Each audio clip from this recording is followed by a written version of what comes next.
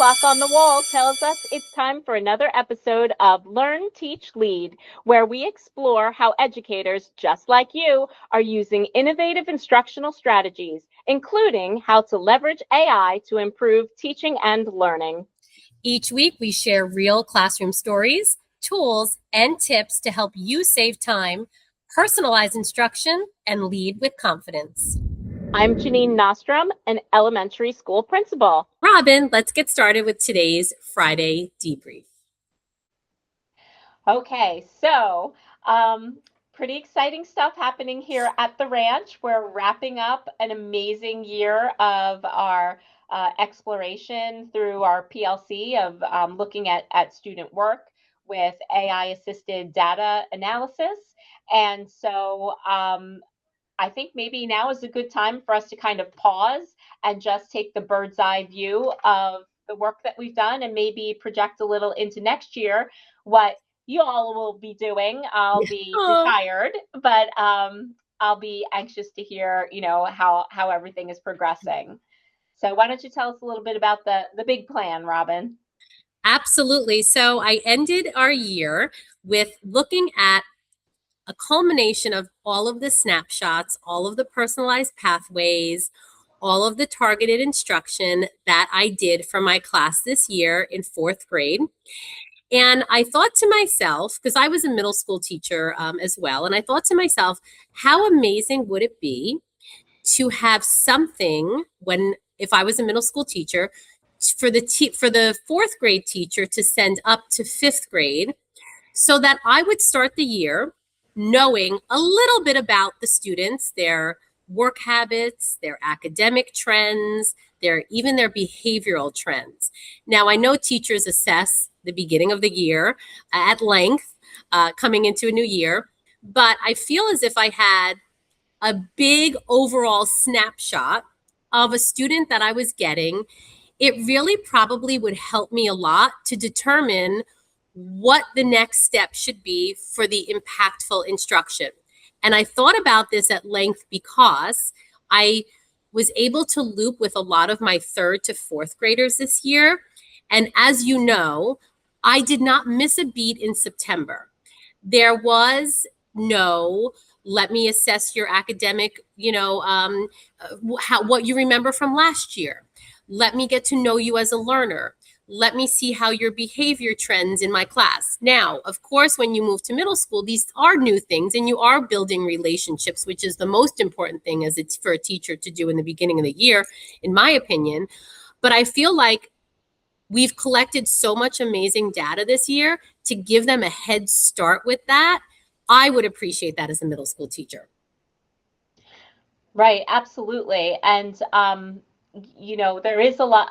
Obviously, we're going to be giving assessments in the beginning of the year, but it takes some time to collect all the data and analyze it and, start to identify patterns. So if the student walks in with the priority skills as identified by last year's teacher, at least it gives the new teacher a place to start. Now, I was actually meeting with a teacher yesterday, and we were looking at the portfolio. And, the portfolio includes some assessments that we pass along to the next teacher. And it includes a cover sheet with, just kind of like a snapshot of the data. But what it doesn't include is a clear identification of priority skills. So that is such valuable information for a teacher in September. And could things change over the summer? Absolutely. Maybe the goals might need to be adjusted. But again, to have that starting point and not have to, dig through and sift through and organize it all on your own, I think is just a wonderful idea.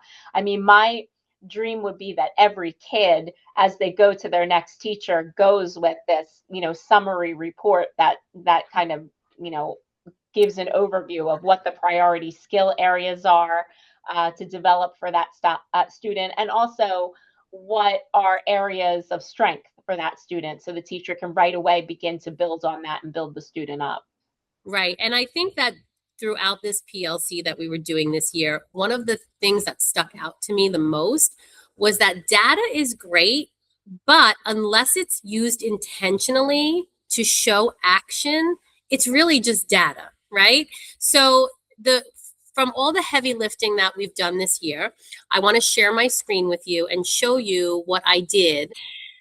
So here is an example of what I put into Chat GPT. Now, at the end of the year, teachers obviously do report cards.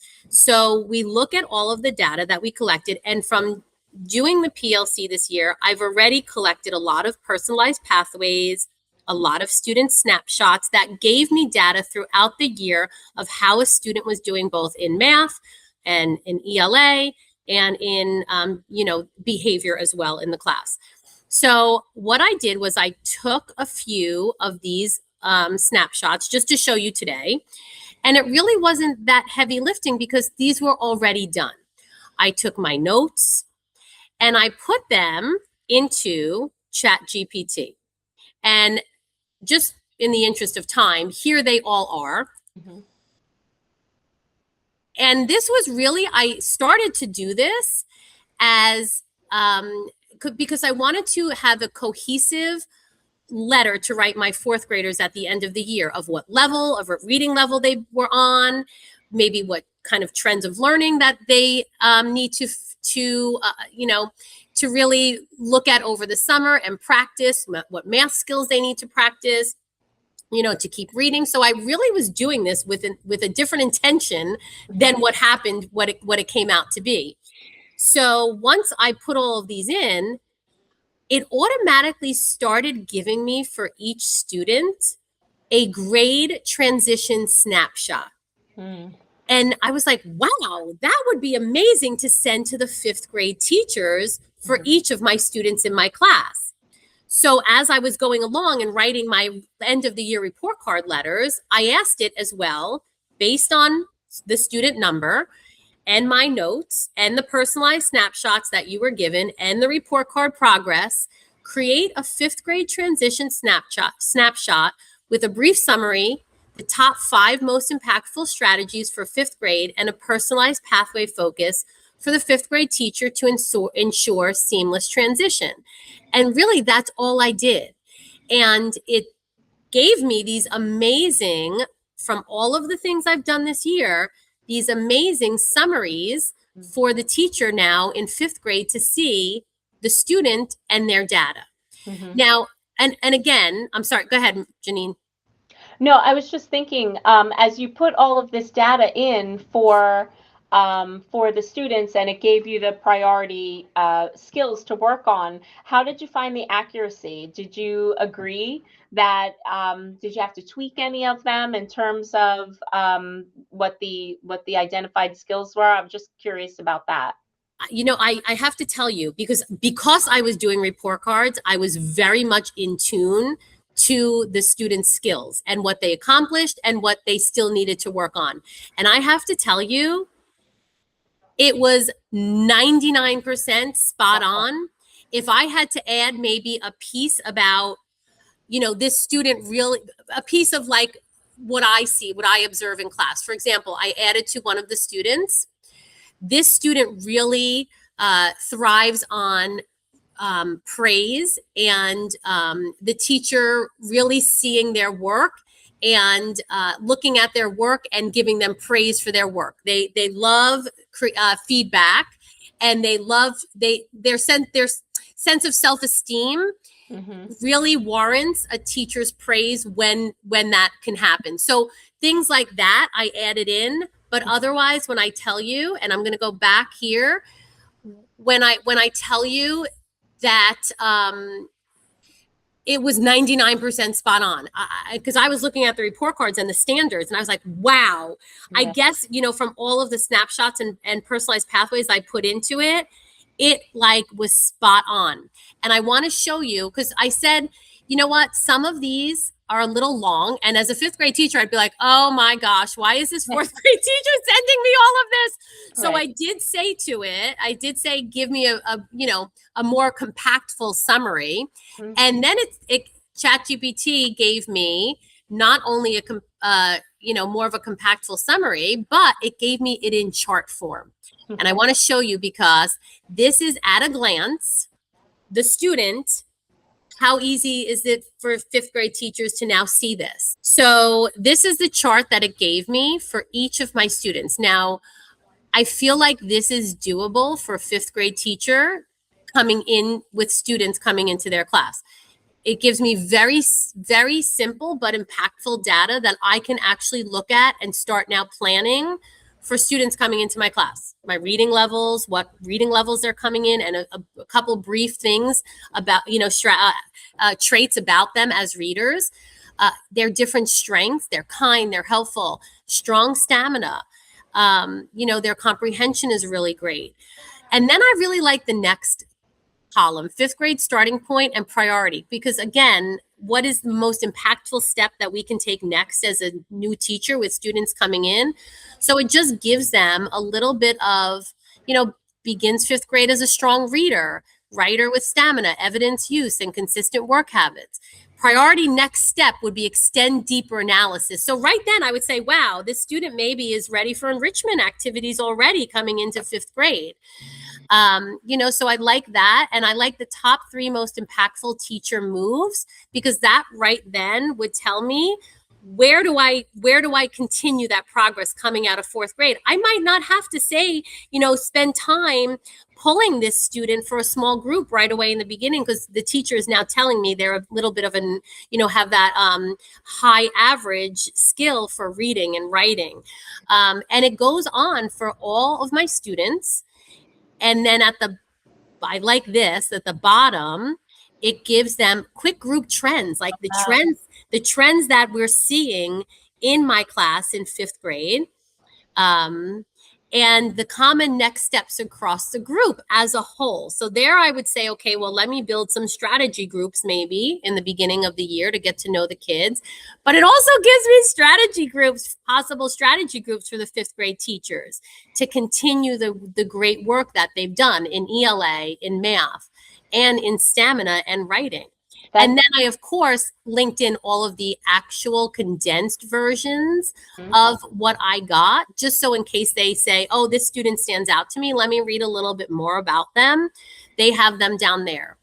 And to me as a teacher, I mean, especially middle school, who we deal with computers a lot more than, in elementary school, we have, nice student work and portfolios. But this would help me because it's in one area, it's condensed, and I can go back and look at it. It's not a bin of portfolios of student paperwork, which is, again, great. But this is a quick snapshot of an entire year of how they transition into the next grade.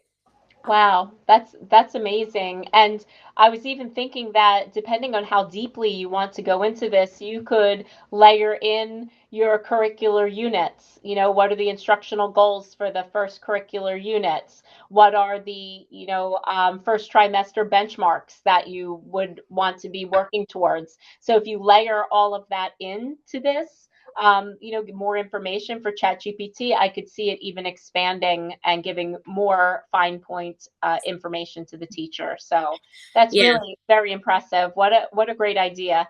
And what my next step would be as a middle school teacher would be to take all of this information and put it for myself, the start of their next personalized pathway, and kind of run that data and see, okay, they're starting here.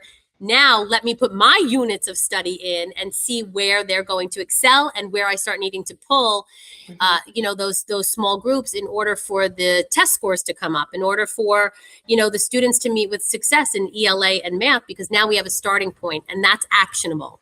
We're not just guessing. Yeah, and our focus next year, or your focus next year, will be on the SEL component and behaviors. So to layer that in, talk about a comprehensive transition plan. I'll be curious to see if next year, if any of that is able to be folded in, and it would be really lovely to be able to share that with the next teacher. So that's fantastic, Robyn. I love it. Absolutely. And we want to wish you the most amazing retirement ever. Thank you. I appreciate that. Of course, I won't be working in public schools anymore because I'm retired. but we are going to be presenting because our workshop to present all of this work was accepted. So we'll be presenting at the NJPSA conference in October down in Atlantic City. So if you're watching and you want to come say hi and introduce yourself to Robyn and to me, we would love to meet you. And I think it would be, just really great to hear if anybody's been exploring this kind of work on your own. So it's of course bittersweet to be retiring, but I'm looking forward to whatever the next chapter brings. We wish you all the most success ever, Jeanine, and Thank you you. will, I know that your impact will be here at the ranch and continue on all Thank you. across the state with all of your amazing work. So, Thank you. I appreciate that. So, well, it's been quite a year, quite a wonderful year of learning and growing, and just I couldn't be more proud of the work that you've accomplished and that we've accomplished together as part of this exploratory project, I should say, because we were not AI experts by any means. We're like, let's just figure it out. We just tried to have a growth mindset, and we got other creative and thoughtful teachers to work alongside of us. And it's pretty remarkable what a small group of committed and thoughtful people can do when they get together, right? what started out as a let's try running this data through Yes. ChatGPT wound up to be a 2-year long Yeah. span of look at all of Yeah. look at all of the success that we help to drive these Yeah. students to, and as well as the teachers, how we had such a great collaboration. So Yeah. amazing impacts. Absolutely. Well, Say it one Robyn. last time, one last Yep. time. Exactly. Well, at least So, for now. yep. Well, I guess that old clock on the wall tells us it's time to wrap up another episode of Learn, Teach, Lead, our Friday debrief. We've shared a few lessons, unpacked a few stories, and maybe sparked a few new ideas for your classroom or your leadership journey. As always, we hope you'll take what you've learned, teach it forward, and lead with purpose. Thanks for spending part of your week with us, and we will see you soon.